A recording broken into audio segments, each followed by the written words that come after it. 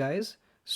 आज के वीडियो में हम कुछ ऐसे पॉइंट्स के बारे में बात करेंगे जिनको कि अगर आप याद रखेंगे तो फिर फ्यूचर के जितने भी वीडियोस आप देखेंगे उनमें आपको ऐसे बहुत सारे टर्म्स होंगे जो कि समझ में आएंगे, दिखने से आपको एक एलियन फीलिंग नहीं देंगे। सो फिलहाल मैं वीएस कोड में हूँ। एक नया फाइल रेडी कर लेते हैं यहाँ पे जाके, या तो यहाँ पे जाके या फिर फाइल में जाके एक नया फाइल तैयार कर सकते हैं। और लैंग्वेज फ़िलहाल तो मुझे सेलेक्ट करना है, लेकिन कर देते हैं सी लैंग्वेज। ओके। सो हम क्या करेंगे, सबसे पहले कॉन्स्टेंट्स के बारे में बात करते हैं सी लैंग्वेज में। तो अगर मैथ्स में आप कॉन्स्टेंट्स की बात करें तो फिर क्या होता है वो, या तो ये 12 हो सकता है या फिर नॉर्मल आपका 87.5, ये सारे कांस्टेंट वैल्यूज़ हैं। सी लैंग्वेज में एग्जैक्टली हमारे कांस्टेंट्स हैं और उनके बहुत सारे डिफरेंट डिफरेंट टाइप्स है। तो मैं क्या करता हूँ, एक हेडिंग बनाता हूँ छोटा सा, उसका नाम रखता हूँ कॉन्स्टेंट्स या फिर लिटरल्स।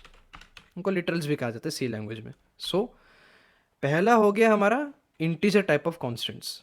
वो कैसे दिखेंगे हमें ना, वो any type of integer, basically whole number जिनमें कि आप नेगेटिव नंबर्स को भी इंक्लूड कर सकते हैं, तो 10 या फिर -35 कुछ भी।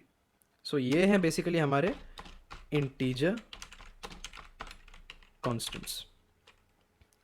अब ये कॉन्स्टेंट्स जो हैं ये ऐसे ही मतलब हमें अवेलेबल नहीं रहते, ये हमारे सिस्टम में कुछ स्पेस कंज्यूम करती हैं।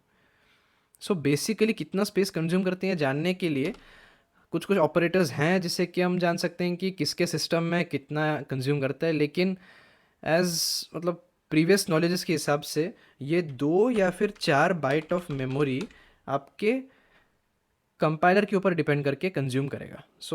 This depending on your compiler. Okay. ये स्पेस जो है ये कहाँ पे कंज्यूम करती है ना, अगर मैं और थोड़ा डेप्थ में जाऊँ तो फिर मैं आपको कहूँगा कि ये जो स्पेस कंज्यूम कर रहा है ये हमारे रैंडम एक्सेस मेमोरी यानी कि रैम में कंज्यूम करता है। ओके। फिलहाल के लिए इतना ओवरव्यू ही हम रहने देते हैं। आगे बढ़ेंगे दूसरे टाइप ऑफ कॉन्स्टेंट्स जो कि हैं हमारे real constants. Okay. Real constants या फिर जिनको हम डबल्स बोलते हैं। ये दिखेंगे कैसे हमें ना, कोई भी एक decimal number type of constant लेंगे, यानी कि कोई भी ऐसा कांस्टेंट जिसमें कि डेसिमल पॉइंट्स इंक्लूडेड हैं। ये या फिर नेगेटिव डेसिमल्स, बेसिकली कुछ भी कितना भी हम लिख लें कोई फ़र्क नहीं पड़ता है, ये सारे के सारे हमारे रियल कांस्टेंट्स जाने जाएंगे। या फिर प्रोग्रामिंग लैंग्वेज में यानी कि सी प्रोग्रामिंग लैंग्वेज, इनको हम डबल्स से पहचानते हैं। ये भी ऑब्वियसली कुछ मेमोरी कंज्यूम कर रहे हैं हमारे सिस्टम में, और ये बेसिकली मेरे सिस्टम में तो 8 बाइट्स ऑफ मेमोरी कंज्यूम करते हैं, 8 बाइट्स ऑफ मेमोरी ऑक्यूपाई करते हैं। लेकिन ये फिर भी डिपेंड करेगा आपके ऑपरेटिंग सिस्टम या फिर आपके कंपाइलर के ऊपर। ओके। नेक्स्ट जो हमारा कांस्टेंट है वो है एक लाइटर वर्जन ऑफ डबल्स। अब देख सकते हैं कि डबल्स कितना मेमोरी खा रहे हैं, 8 बाइट्स ऑफ मेमोरी कंज्यूम करते हैं। अब आज के ज़माने में हमारे पास 1 TB हार्ड ड्राइव, हमारे पास 512 GB का SSD, इतना सारा मेमोरी का अवेलेबिलिटी है। लेकिन पास्ट में इतना मेमोरी हमारे पास अवेलेबल नहीं था। हमारे पास जो CPUs थे उनके जो रैम थे वो 1 MB के साइज़ के थे। तो उस समय मेमोरी यानी कि जो जितना भी हमारा स्टोरेज था वो बहुत ही स्कार्स था। तो उस हिसाब से हमें मेमोरी सोच समझ के ऑक्यूपाई करना पड़ता था। लेकिन अब हम क्या करना चाहते हैं, हम रियल कॉन्स्टेंट्स यूज़ करना चाहते हैं लेकिन कम स्पेस कंज्यूम करके। तो उसके लिए उसके बदौलत एक और कॉन्सेप्ट आया जो कि था floating type of real constants. तो उनको रिप्रेजेंट करना भी एकदम सिंपल है। आप जो भी अपना रियल कॉन्स्टेंट लिखेंगे उसके राइट हैंड साइड में F लिख देंगे, तो फिर हमारा प्रोग्राम जो है, हमारा जो कंपाइलर जो है वो समझ जाएगा कि आप रियल कॉन्स्टेंट्स के लाइटर वर्जन को कंसिडर करना चाहते हैं, यानी कि फ्लोट्स को। तो ये कुछ भी हो सकते हैं, नेगेटिव नंबर्स भी इन पे इंक्लूडेड होता है। बस एक F लगाना हमारे लिए ज़रूरी है। These are also real constants but they will be known as floats. और लिटरल मीनिंग देखें तो फ्लोटिंग पॉइंट कॉन्स्टेंट्स, लेकिन मैं फिलहाल फ्लोट लिख देता हूँ, फ्लोट टाइप। ओके। सो ये ब्लू कलर होके क्यों हाईलाइट हो रहा है ये आप सोच रहे होंगे, लेकिन फ़िलहाल के लिए हम रहने देते हैं, उसके डेप्थ में नहीं जाएंगे। और ये कितना मेमोरी कंज्यूम करेंगे ना, ये कंज्यूम करेंगे 2 या फिर 4 bytes depending upon your compiler. Okay, so the next constant that we are going to talk about is a character constant। तो आप सोच रहे होंगे कि कैरेक्टर कांस्टेंट क्या है ना। कैरेक्टर्स हमें पता है क्या होती हैं, ए एक कैरेक्टर है, बी एक कैरेक्टर है, यहाँ तक कि ये भी कुछ कैरेक्टर्स ही हैं। अपना क्वेश्चन मार्क भी एक कैरेक्टर है, अपना एक्सक्लेमेटरी मार्क भी एक कैरेक्टर है, पैरेंथेसिस का राइट वाला पैरेंथेसिस भी एक कैरेक्टर है, करली ब्रेसेस भी एक कैरेक्टर है। तो कैरेक्टर्स हम जानते हैं, लेकिन कैरेक्टर्स को एज अ कांस्टेंट हम कैसे यूज़ करें ना। हम क्या करेंगे, किसी भी एक कैरेक्टर को अगर एक सिंगल कोट्स के बीच में रखेंगे, एक नहीं सॉरी 2 सिंगल कोट्स के बीच में अगर हम एक कैरेक्टर को रखेंगे तो वो एक कांस्टेंट हो जाएगा, और उस कांस्टेंट को हम बोलेंगे कैरेक्टर कांस्टेंट। तो फिलहाल एग्जांपल्स के सेक के लिए मैं ए लेता हूँ, तो ए एक कैरेक्टर है, लेकिन क्योंकि मैंने उसको सिंगल कोट्स के बीच में लिख दिया है, वो अब क्या हो जाएगा ना, वो हो जाएगा एक कैरेक्टर कांस्टेंट। ओके, सो ये भी कुछ मेमोरी कंज्यूम करती है, और ये बेसिकली 1 बाइट कंज्यूम करते हैं, लेकिन स्टिल ये अगेन ये आपके कंपाइलर पे डिपेंड करेगा। उसके बाद let's move on to the next kind of constant, that is our string constants. तो आप सोच रहे होंगे कि सिंगल कोट्स के अंदर अगर मैं एक कैरेक्टर लिखूंगा तो वो एक कैरेक्टर कांस्टेंट होता है। So what about having more than 1 characters? Well, अगर आप सिंगल कोट्स के अंदर एक से ज़्यादा कैरेक्टर रखेंगे तो फिर सी प्रोग्राम यानी कि सी लैंग्वेज आपको ये अलाउ नहीं करेगा, क्योंकि सिंगल कोट्स का डेफिनेशन ही कहता है कि उनके अंदर सिर्फ एक ही कैरेक्टर रह सकता है। तो वो जो नीड था हमारा, the need for having more than 1 characters as constants, उसको पूरा करने के लिए डबल कोट्स का कॉन्सेप्ट लाया गया। मतलब अगर हम 2 डबल कोट्स के अंदर एक या फिर एक से ज़्यादा कैरेक्टर्स लिखें तो फिर उसको हम कह सकते हैं स्ट्रिंग कांस्टेंट, और हमारा जो पॉसिबिलिटी नहीं हो रहा था यहाँ पे, जो हम अचीव नहीं कर पा रहे थे, वो हम यहाँ पे अचीव कर जाएंगे। और ये भी कुछ साइज कंज्यूम करता है, और इसका साइज बेसिकली कैरेक्टर्स पे ही डिपेंड करता है। अब अगर हम कैरेक्टर कांस्टेंट का साइज 1 बाइट लेके चलें तो एक फॉर्मूला इसके लिए हो जाएगा, जो कि है number of characters plus 1 bytes of memory. Okay, so +1 क्यों है ये मैं आपको फ्यूचर वीडियोस में बताऊंगा, क्योंकि अभी अगर मैं आपको बता दूंगा तो आपके कुछ पल्ले पड़ेगा नहीं। तो let's keep it simple for now. उसके बाद एक और ऐसा कांस्टेंट है जो कि ट्रू या फिर फॉल्स टाइप का है, और इसको बोलते हैं बूलियन कांस्टेंट्स। बूलियन कांस्टेंट्स, लेकिन ये जो है हमारे सी लैंग्वेज में अवेलेबल नहीं है।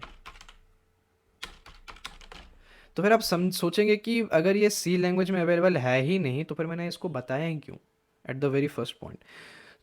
सो वेल, सी लैंग्वेज में ऐसा पॉसिबल है कि हम जो हैं बूलियन कॉन्स्टेंट्स के फंक्शनैलिटी को रेप्लिकेट करने के लिए ऐसे चीज़ों का यूज़ कर सकते हैं जो कि हमें ऐसा सेम टाइप ऑफ फंक्शनैलिटी देगा, प्लस हम बूलियन कॉन्स्टेंट्स यूज़ नहीं कर रहे होंगे। मतलब सीधे शब्दों में हमारे पास ये बूलियन कॉन्स्टेंट्स अवेलेबल नहीं है, लेकिन हम ऐसे कुछ चीज़ों का यूज़ कर सकते हैं सी लैंग्वेज में जो कि इनके काम करने के तरीके को मिमिक करता हो। ओके, सो ये कुछ साइज कंज्यूम करती नहीं है अब हमारे कंपाइलर या फिर हमारे रैम में। और आगे अगर हम बढ़ें तो फिर मैं एक और सेक्शन को ऐड करना चाहूँगा। यहाँ पे एक और सेक्शन को ऐड कर देते हैं, यहाँ पे मैं हटा देता हूँ इसको, so that can have a section over here. इसको थोड़ा सा पीछे कर देते हैं, और उस सेक्शन का नाम मैं देना चाहूँगा format specifiers. Format specifiers. Okay, so format specifiers क्या है, उनको हम फॉर्मेट स्पेसिफायर क्यों बोलते हैं ना, इन सब चीज़ों के बारे में फ़िलहाल हम इतना मतलब डिटेल में जाएंगे नहीं, लेकिन एज अ बेसिक ओवरव्यू आप समझ मतलब आपको इतना आइडिया देना चाहूँगा मैं कि फॉर्मेट स्पेसिफायर बेसिकली एक ऐसा कोड है जिसका रिलेशन उसके साइड में लिखे हुए कांस्टेंट के साथ है। तो ये कोड क्या है ना, अभी लिख के बताता हूँ आपको, परसेंटेज डी या फिर परसेंटेज आई। बिल्कुल मत डरिए ये सब कोड देख के, क्योंकि मैं अभी तक आपको एक्सप्लेन किया नहीं है अच्छे से। फिलहाल बस इतना याद रखिए कि फॉर्मेट स्पेसिफायर बस एक ऐसा कोड है जिसको कि मैं जिस कांस्टेंट के साइड में लिखूंगा उसके साथ एक रिलेशन है उसका। और याद रखना भी बहुत आसान है, परसेंटेज आई मतलब इंटीजर। सेम केस इसके लिए भी एक फॉर्मेट स्पेसिफायर है हमारे पास, वो क्या है ना, percentage L F. L F क्यों बोल रहे हैं, क्योंकि लॉन्ग फ्लोट कहना चाहते हैं हम। लॉन्ग फ्लोट क्यों कह रहे हैं, क्योंकि ज़्यादा मेमोरी कंज्यूम करता है। तो जाहिर सी बात आप प्रेडिक्ट कर सकते हैं कि फ्लोट टाइप का क्या होगा। अगर आपने सही गेस किया है तो बहुत अच्छी बात है, जिन्होंने नहीं किया है उनके लिए percentage F. Then character constants के लिए भी हमारे पास फॉर्मेट स्पेसिफायर हैं, वो है परसेंटेज सी। स्ट्रिंग कॉन्स्टेंट्स के लिए भी है परसेंटेज एस। लेकिन बूलियन कॉन्स्टेंट्स के लिए हमारे पास कोई फॉर्मेट स्पेसिफायर अवेलेबल नहीं है। Okay, let's move on. मैं एक छोटा सा आपका क्विज लेना चाहूँगा। आपको क्या करना है कि मैं यहाँ पे जो भी कॉन्स्टेंट्स लिखा हूँ अभी, जितने भी मैं अभी कॉन्स्टेंट्स लिखे जा रहा हूँ, उनका साइज मेरे को बताना है आपको।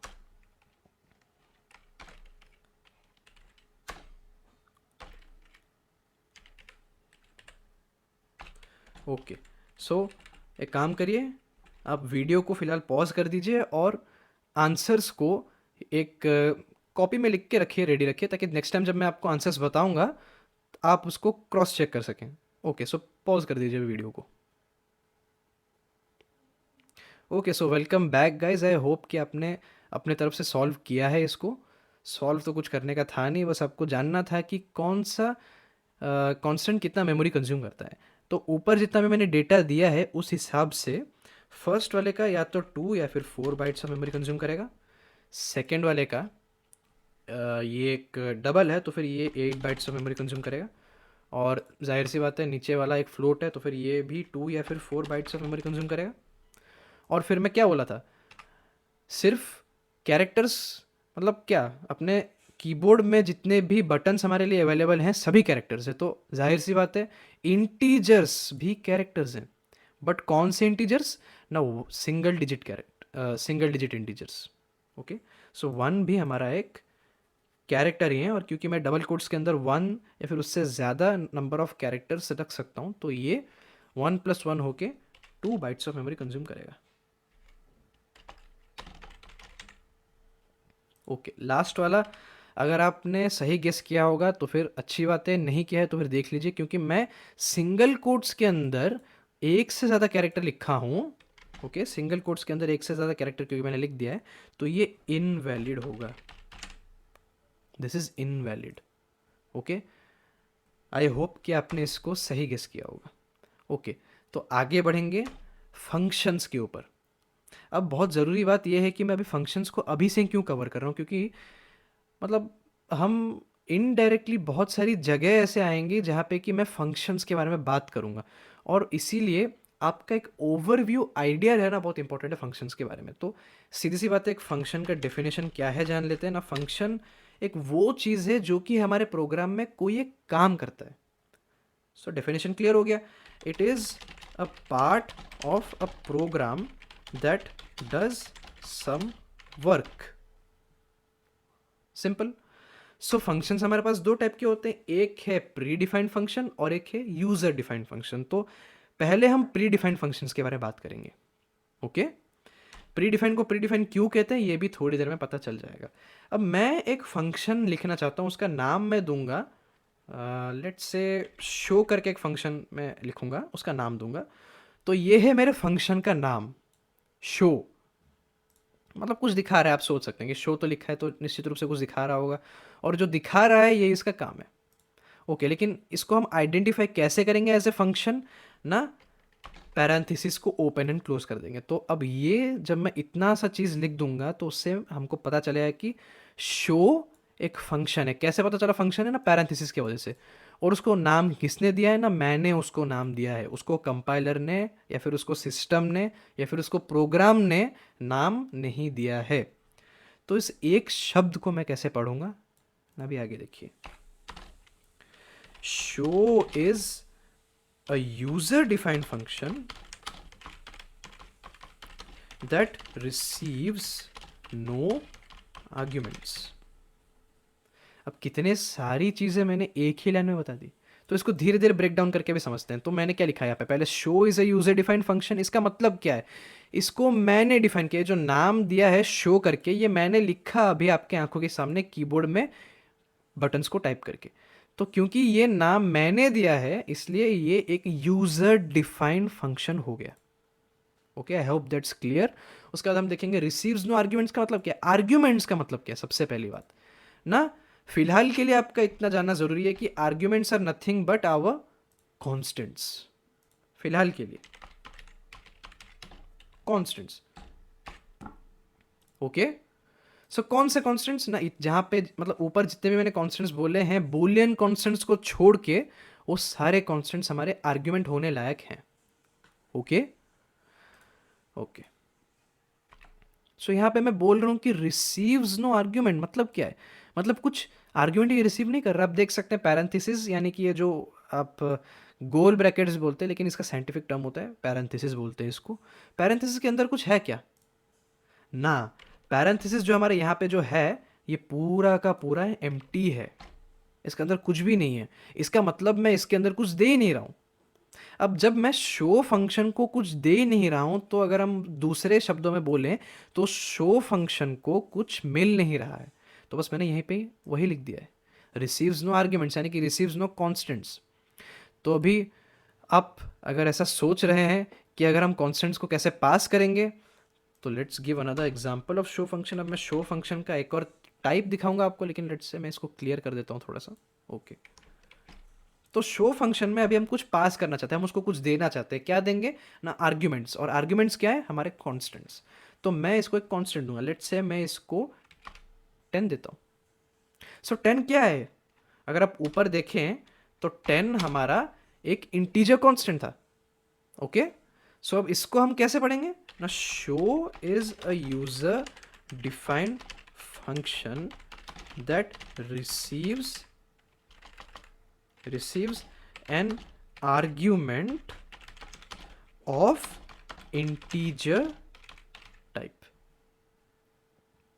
तो इस केस में पैरेंथेसिस एम्प्टी नहीं है, पैरेंथेसिस के अंदर हम एक कांस्टेंट यानी कि एक आर्ग्यूमेंट को पास कर रहे हैं, और वो जो आर्ग्यूमेंट है वो एक इंटीजर टाइप ऑफ आर्ग्यूमेंट है। ये एक लाइन में मैं वही बताने की कोशिश कर रहा हूँ। अब आप ये भी पूछ सकते हैं मुझसे कि एक से ज़्यादा कॉन्स्टेंट्स हम कैसे पास करेंगे। तो जाहिर सी बात है, पास कर सकते हैं, लेकिन उसके लिए क्या करना है ना, हर एक कांस्टेंट को एक कॉमा से हमें सेपरेट करना पड़ेगा। तो लेट्स से मैं एक इंटीजर कांस्टेंट और एक लेट्स से फ्लोट कांस्टेंट, कुछ भी एक ले लेते हैं। फ्लोट लगाने के लिए हमको एफ लिखना पड़ेगा, और एक कैरेक्टर कांस्टेंट को मैं पास करना चाहता हूँ। सो ऐसे लिख देने से हमारा प्रोग्राम चलेगा नहीं, इनको हमें दो डिफरेंट टाइप्स ऑफ क्या कॉन्स्टेंट्स यानी कि आर्ग्यूमेंट्स को हमें कॉमास से सेपरेट करना पड़ेगा, जो कि मैंने अभी किया है। तो ऐसे करने से ये वैलिड स्टेटमेंट हो जाएगा। उसके बाद मैं क्या करूँगा, वापस से इसको कैसे पढ़ते हैं लिखूंगा, शो इज ए फंक्शन लिख के छोड़ रहा हूँ, लेकिन आपके दिमाग में ये आना चाहिए कि user defined function. Okay, so show is a function that receives 3 arguments, 3 args लिख दिया मैंने यहाँ पे, 3 arguments of integer, float and character type. Okay, तो एक फंक्शन, एक यूजर डिफाइंड फंक्शन के इतने सारे टाइप्स हमने देख लिए। अब हम आगे बढ़ेंगे यूजर डिफाइंड, सॉरी ये यूजर डिफाइंड था, तो अब हम आगे बढ़ेंगे अभी प्री डिफाइंड फंक्शंस के बारे में। सो एक प्री डिफाइंड फंक्शन जो कि बहुत पॉपुलरली जाना जाता है प्रिंट एफ के नाम से, हमारे किसमें ना, सी लैंग्वेज में, उसके बारे में आइए थोड़ा जानते हैं। तो इसका सीधा सीधा जो सी लैंग्वेज में डेफिनेशन है वो मैं लिख देता हूँ, क्या है ना, it is a pre defined function and it is used to display क्या, आउटपुट, या फिर let's say display to the monitor लिख देते हैं, टू द आउटपुट स्क्रीन लिख देते हैं, ज़्यादा बेटर रहेगा, टू द आउटपुट स्क्रीन। तो एक आउटपुट स्क्रीन क्या है अब अगर मैं वी एस कोड की बात करूँ तो मैं अगर एक टर्मिनल खोलूँ, लेट्स से UE4 का खोल देते हैं, तो ये एक आउटपुट स्क्रीन है। आप सोचेंगे कि ये भी एक आउटपुट स्क्रीन है, हाँ ये भी एक आउटपुट स्क्रीन है। अगर मैं अपने स्क्रीन को आउटपुट से टर्मिनल की तरफ रीडायरेक्ट ना करूँ तो ये भी मेरा एक आउटपुट स्क्रीन है, और इसको अगर मैं रीडायरेक्ट कर दूँ तो फिर ये भी एक आउटपुट स्क्रीन है। आप सोचेंगे फिर अलग अलग प्रकार के आउटपुट स्क्रीन, बोले ना ये जो लैपटॉप में मैं अभी आपको पढ़ा रहा हूँ, ये एक लैपटॉप का स्क्रीन भी एक आउटपुट स्क्रीन है। इनफैक्ट ये CMD अगर मैं टाइप करूंगा तो फिर ये भी एक आउटपुट स्क्रीन है, क्योंकि इसमें भी अपना आउटपुट दिखा सकता हूँ। आपका टीवी, आपका स्मार्टफोन, सारे आउटपुट स्क्रीन है, क्योंकि उसमें आपको चीज़ें दिख रही हैं। सो डिस्प्ले कर रहा है, इसका मतलब इसका डेफिनेशन अभी तक कंप्लीट नहीं है। It is a pre defined function, खाली प्री डिफाइंड फंक्शन नहीं, it is a pre defined output function. ये है इसका कंप्लीट डेफिनेशन। अब इसको प्री डिफाइंड क्यों बोला जाता है, और प्री डिफाइंड का मतलब क्या है ना, मैंने इसका काम क्या बोला अभी आपको, it is use to display to the output screen. क्या डिस्प्ले करना है ये हम थोड़ी देर में जान जाएंगे, लेकिन फिलहाल ये डिस्प्ले कर रहा है, इसका मतलब इसका काम पूरी तरह से डिफाइन हो चुका है। इसका काम है हमारे लिए डिस्प्ले करना, और ये मैंने नहीं लिखा है, ये मैंने कहीं पर भी नहीं लिखा है, इस पूरे फाइल में मैंने ये कहीं पर भी नहीं लिखा है, क्योंकि ये जो चीज़ है, इसका काम करने का जो ये तरीका है, ये डेवलपर्स ने हमारे लिए पहले से ही लिख के दे दिया है। डेवलपर्स ने ऑलरेडी प्रिंटफ के काम करने के तरीके को डिफाइन कर दिया है। और प्रिंटफ क्या काम करेगा ना, प्रिंटफ हमारे लिए चीज़ों को आउटपुट करेगा आउटपुट स्क्रीन में। Okay, that was the entire definition. And printf is basically of two types. पहला टाइप क्या है देखते हैं। पहला टाइप है हमारा मैसेज ओरिएंटेड प्रिंटफ। ओके, सो ये क्या करता है ना, इट कैन तो नहीं, इट टेक्स, ठीक है, कोई दूसरा ऑप्शन है नहीं हमारे पास, it takes only one argument and that must be a string type. So मैंने क्या बोला है कि ये एक आर्ग्यूमेंट ही ले सकता है, और वो बाध्य हो के हमारे लिए स्ट्रिंग टाइप ही हम पास कर सकते हैं। तो ये दिखेगा कैसे, आप एक काम करिए, वीडियो को पॉज कर दीजिए और अपने आप से अपने जो भी आपने अभी लैपटॉप खोला तो लैपटॉप में टाइप करके देख लीजिए, या फिर अगर आपने पेपर एंड पेन अपने साइड में रखा है तो फिर आप लिख के देखिए, और लिख के अपने आप को दिखाइए कि कैसे दिखेगा प्रिंटफ फंक्शन जब मैं उसमें एक ही आर्गुमेंट पास करूंगा और वो एक स्ट्रिंग टाइप का होगा। तो पॉज करके चेक करिए। Okay, so welcome back guys. अगर आपने लिख दिया है तो फिर अभी हम उसको क्रॉस चेक कर ले। तो मैंने क्या बोला है कि वन आर्ग्यूमेंट एक्सेप्ट करेगा, तो लेट्स से हम पहले प्रिंटफ लिख देते हैं और उसका पैरेंथेसिस को ओपन एंड क्लोज कर देते हैं। तो यहाँ पे मैं एक आर्ग्यूमेंट देने वाला हूँ, यानी कि एम्प्टी तो होगा नहीं, और वो क्या है ना, स्ट्रिंग टाइप। तो मैं एक स्ट्रिंग पास करूँगा पैरेंथेसिस के अंदर, लेट्स से हेलो टेस्टिंग। सो क्योंकि ये एक पूरा का पूरा स्ट्रिंग कांस्टेंट है, ये वैलिड है, और क्योंकि मैं डेफिनेशन के अकॉर्डेंस में जा रहा हूं तो ये स्टेटमेंट जो है ये वैलिड है। अगर आप किसी भी दूसरे टाइप के कांस्टेंट को पास करने की कोशिश करेंगे तो फिर ये इनवैलिड होगा और आपको एरर देगा। एक एरर क्या है ना, फिलहाल इतना जान लीजिए कि एरर्स वो चीज़ें होती है जो कि आपको डिजायर्ड आउटपुट लाने से रोकती हैं। ओके, सो हमें उनको रेक्टिफाई करना पड़ेगा, और इस केस में रेक्टिफाई करना बहुत आसान है। हमें बस इस कांस्टेंट को हटा के एक वैलिड कांस्टेंट, जो कि इस केस में एक स्ट्रिंग टाइप ऑफ कांस्टेंट है, उससे रिप्लेस कर देना है। कोई भी और कांस्टेंट दीजिए, एक कैरेक्टर कांस्टेंट भी अगर आप देंगे तो वो भी एक्सेप्ट नहीं किया जाएगा। आपके पास स्ट्रिंग के अलावा और कोई ऑप्शन है ही नहीं। Okay, I hope that's clear. Second type of printf के बारे में अभी हम देखते हैं, और जो सेकेंड टाइप है वो है हमारा result oriented print F function. तो रिजल्ट ओरिएंटेड है क्या ना, ये क्या है, इसका डेफिनेशन कहता है कि it takes more than one argument. और मैं फिलहाल बस इतना ही बोलूँगा इसके बारे में, क्योंकि ये अपने आप में एक बहुत ही बड़ा कॉन्सेप्ट है। बहुत बड़ा तो नहीं कहूँगा, लेकिन इंडिविजुअली मैसेज ओरिएंटेड से ज़्यादा इंपॉर्टेंट कॉन्सेप्ट है ये। और मैं यहाँ पे बोल दिया हूँ कि टेक्स मोर देन आर्ग्यूमेंट, लेकिन एक मिनिमम रिक्वायरमेंट होता है, और वो रिक्वायरमेंट क्या है ये हम फ्यूचर वीडियोस में देखेंगे।